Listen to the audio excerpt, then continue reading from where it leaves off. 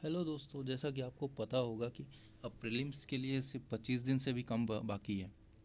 तो ऐसे में आपको थंबनेल से भी पता लग गया होगा कि मैं किस बारे में बात करने वाला हूँ।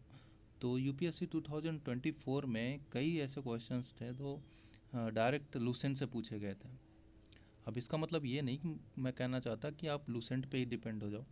आपको स्टैंडर्ड बुक्स तो पढ़नी होंगी, लेकिन लास्ट टाइम अगर आप एक बार लूसेंट से गो थ्रू हो जाते हैं तो शायद हो सकता है कुछ क्वेश्चंस आपके एग्ज़ाम में बन जाए। क्योंकि कुछ क्वेश्चंस ऐसे भी आए थे जो किसी बुक्स में या किसी एनसीईआरटी में भी नहीं दिया गया था, तो वो डायरेक्ट लूसेंट में मिले थे। तो इसीलिए मैं आपको ये वीडियो बनाने जा रहा हूँ आपके लिए। तो देखिए, पहला क्वेश्चन है, भूमध्य रेखा इक्वेटर पर क्षोभ मंडल की मोटाई ध्रुवों की तुलना में बहुत अधिक होती है। देखिए, ये क्वेश्चन जो है ना, ये एनसीईआरटी से भी आपका सॉल्व हो जाएगा, लेकिन मैं सोर्स दिखा रहा हूँ कि लूसेंट में भी एक क्वेश्चन दिया हुआ है। और दूसरा स्टेटमेंट है, भूमध्य रेखा पर प्रबल संवहनी धाराओं द्वारा ऊष्मा को अधिक ऊंचाई तक ले जाया जाता है। तो इसका देखिए, ये क्वेश्चन का स्टेटमेंट यहाँ भी दिया गया है। देखिए, ये ध्रुवों पर 8 किलोमीटर व विषुवत रेखा पर 18 किलोमीटर, मतलब ध्रुवों पर कम ऊंचाई होती है इसकी। तो जैसा क्वेश्चन में दिया है कि भूमध्य रेखा पर क्षोभमंडल की मोटाई ध्रुवों की तुलना में बहुत अधिक होती है, तो ये बिल्कुल सही है। और दूसरा भी इसी में दिया हुआ है, ये इस मंडल को संवहन मंडल कहते हैं क्योंकि संवहन धाराओं द्वारा इस मंडल, मतलब ये क्वेश्चन सॉल्व कर सकते हो आप गेस से और ये लूसेंट से। अगला क्वेश्चन दिखाता हूँ मैं।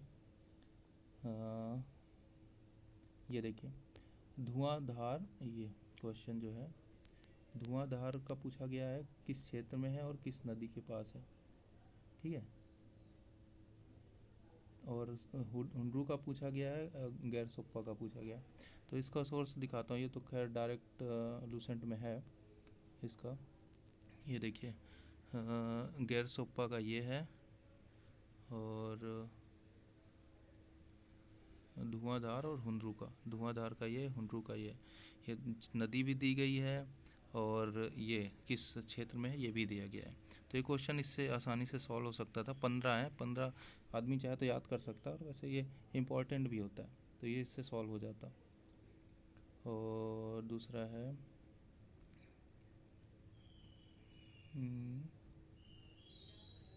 ये वाला क्वेश्चन, ये पर्वत श्रृंखलाएँ दी गई थी और उनके पर्वतों के प्रकार ये किस तरह के ब्लॉक हैं कि वलित है, इस तरह के। तो ये वॉसजेस, आल्पस और अप्लेशियन और एंडीज, ये 4 पर्वतों के बारे में दिया गया था। तो दिखाता हूँ मैं आपको इसका सोर्स उसमें लूसेंट में। ये देखिए, ये वलित पर्वत का एग्जांपल दिया गया है। इसमें आल्पस है, रॉकीज, एंडीज, यूराल, ये तो होते हैं। ये आल्पस और एंडीज हो गया इसमें, ये इससे सॉल्व हो जाएगा।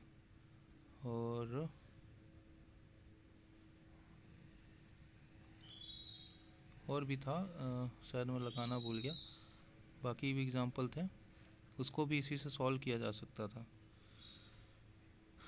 ये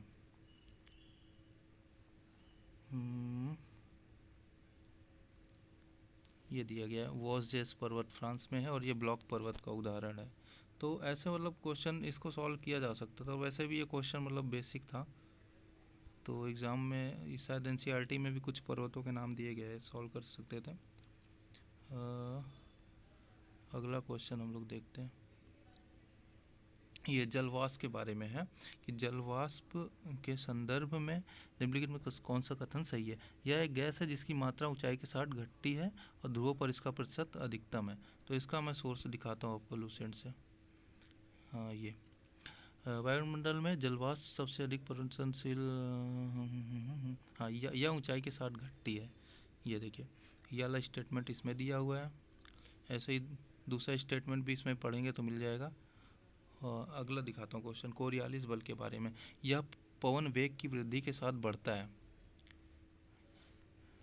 और यह ध्रुवों पर अधिकतम होता है, भूमध्य रेखा पर विद्यमान नहीं होता है। इसका सोर्स दिखाता हूँ आपको मैं।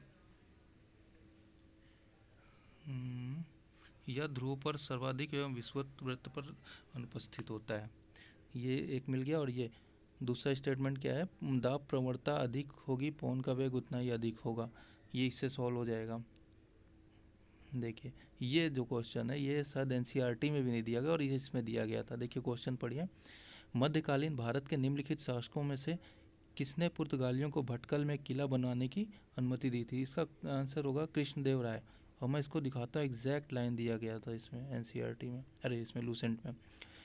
पुर्तगाली यात्री डोमिगोस पायस विजयनगर आया था, कृष्णदेव राय ने पुर्तगालियों को भटकल में किला बनवाने की अनुमति दी थी। यह वाला क्वेश्चन भी इससे सॉल्व हो जाएगा। ये है कॉर्नवालिस द्वारा राजस्व संग्रहण के संदर्भ में कितनों पर विचार किया। तो एक तो ये रैयतवाड़ी बंदोबस्त के बारे में था और स्थायी बंदोबस्त, ये तो लोग खैर पढ़ के जाते हैं, सॉल्व भी कर लेंगे इस मतलब ऐसे स्टैंडर्ड बुक्स पढ़ के जाएंगे तो। और इसको आप लूसेंट से भी सॉल्व कर सकते थे। स्थायी बंदोबस्त यहाँ से पढ़ेंगे और रैयतवाड़ी यहाँ से पढ़ेंगे तो ये क्वेश्चन सॉल्व हो जाएगा। ये एक ही वाला क्वेश्चन, ये भी काफ़ी इंपॉर्टेंट क्वेश्चन था, पूरा लूसेंट से एग्जैक्ट है। डॉक्टर राजेंद्र प्रसाद के कार्यभार संभालने से पहले संविधान सभा के अस्थायी सभापति कौन थे? तो इसका आंसर होगा डॉक्टर सच्चिदानंद सिन्हा। और इसका डायरेक्ट दिया गया है यहाँ से, ये वाली लाइन, डॉक्टर सच्चिदानंद सिन्हा को सभा का अस्थायी अध्यक्ष चुना गया। ये सभा के सबसे बुजुर्ग सदस्य, इन्हें सबसे पहले अध्यक्ष चुना गया। तो ये वाला क्वेश्चन भी इससे सॉल्व हो जाता। और ये पूर्वोत्तर परिषद, इसमें कई लोग फंसे थे, ये क्वेश्चन एकदम डायरेक्ट दिया गया था इसमें। ये देखिए पूर्वोत्तर परिषद के बारे में पूरा दिया गया था इसमें। ये और कौन कौन से इसके सदस्य, राज्यपाल, मुख्यमंत्री, ये सारे इसमें दिए गए थे। ये भी क्वेश्चन इससे सॉल्व हो जाता। ये देखिए इसमें पूछा था कौन कौन सदस्य होंगे, सदस्यों के नाम पूरा दिया गया इसमें। कितने परिसीमन आयोग अब तक गठित किए जा चुके हैं? ये तो क्वेश्चन मतलब सिंपल है, इसको तो पढ़ के जाते हैं लोग। बाकी इसका भी इसमें दिया गया 4, ये चारों इसमें दिए गए हैं किस किस सन में हुए थे। ये हाँ, 71वें संविधान संशोधन अधिनियम 1992 के द्वारा 8वीं अनुसूची में कौन सी भाषाएं जोड़ी गई? तो ये भी क्वेश्चन खैर इजी है, ये तो आता है। और इसका भी देखिए डायरेक्ट दिया गया क्वेश्चन सोर्स। 21वें का ये है, 71वें में ये भाषाएं जोड़ी गई और 92 में ये भाषाएं जोड़ी गई।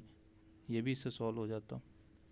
भारत के संविधान के संबंध में निम्नलिखित कथनों में से कौन सा? ये तो खैर सिंपल है, ये भी इससे सॉल्व हो जाता। 9A किससे संबंधित है? भाग 18, भाग 20, ये तो रटने वाला है और ये सिंपल भी क्वेश्चन सॉल्व हो जाता है। ये लूसेंट में दिया गया, मैं सोर्स नहीं लगाया हूँ। ये प्रतिषेध रिट, ये भी लूसेंट में दिया गया, इसके बारे में भी ये भी इससे सॉल्व हो जाता। और लोकसभा में लंबित विधेयक, हाँ विधेयकों के बारे में ये भी क्वेश्चन मैंने देखा था एनसीईआरटी में, अरे लूसेंट में था। लोकसभा के अध्यक्ष निम्नलिखित कथनों पर विचार कीजिए। लोकसभा के अध्यक्ष को हटाने का कोई संकल्प विचाराधीन है तब, ये भी क्वेश्चन पूरा लिया था लूसेंट में, इसको भी सॉल्व किया जा सकता था। भारत के संसद के संदर्भ में निम्नलिखित कथनों पर विचार कीजिए। भारत के राष्ट्रपति द्वारा किसी सदन के सत्रावसान के लिए मंत्रिपरिषद के परामर्श की आवश्यकता नहीं है। सदन के सत्रावसान सामान्यतः सदन के अनिश्चित काल के लिए स्थगित होने के पश्चात किया जाता है, किंतु भारत के राष्ट्रपति द्वारा उस सदन का सत्रावसान करने पर कोई वर्जन नहीं है जो सत्र में है। ये भी पूरा दिया गया डिट्टो स्टेटमेंट लूसेंट में। लोकसभा का विघटन भारत के राष्ट्रपति द्वारा असाधारण परिस्थितियों को छोड़कर मंत्रिपरिषद के परामर्श से किया जाता है। ये क्वेश्चन भी पूरा दिया गया था लूसेंट में। तो देखिए कई क्वेश्चंस हमने इसमें डिस्कस किए हैं जो कि यूपीएससी 2024 में आए थे लूसेंट से। और भी कई सारे क्वेश्चंस हैं जो मैं इसमें लगाया नहीं हूँ। और अगर आपको और भी पिछले कई सालों के जैसे यूपीएससी के लूसेंट डायरेक्ट सोर्स चाहिए लूसेंट से, तो मैं उसका भी वीडियो बना दूंगा। और यूपीएससी 2025 का प्रीलिम्स आने वाला है, तो इसमें अगर आप एक बार गो थ्रू हो जाएंगे तो काफ़ी हेल्प होगा। ये लूसेंट को लोग हल्के में लेते हैं, लेकिन कई सारे फैक्ट्स आ जाते हैं डायरेक्ट यूपीएससी में। तो थैंक यू सो मच।